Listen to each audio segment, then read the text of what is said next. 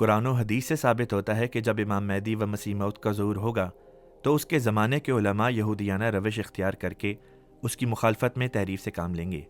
جماعت احمدیہ کے مخالفین نے حضرت احمد علیہ السلام کی مخالفت میں اس پیش گوئی کو پورا کر دیا۔ شاید یہ ایسا موقع ہے جس پر الحمدللہ اور انا للہ اکٹھا کہنا بنتا ہو۔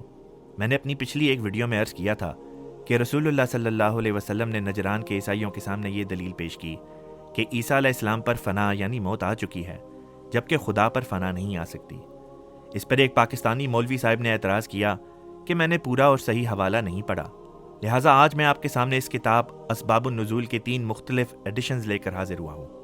پہلا 1898 کا ہے، دوسرا 1992 کا جو سعودیہ سے شائع ہوا، تیسرا 1991 کا جو بیروت سے شائع ہوا۔ 1898 کے ایڈیشن میں ان عیسیٰ آتا علیہ الفنا کے الفاظ ہیں، عطا یعنی ماضی کا صیغہ۔ دوسرے ایڈیشن میں بھی یہی ماضی کا صیغہ ہے، لیکن تیسرے ایڈیشن میں جو بیروت سے شائع کیا، اس میں ماضی کے بجائے مستقبل کا صیغہ اپنی طرف سے بدل دیا گیا ہے۔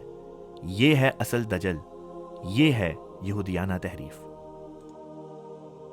محمد رسول اللہ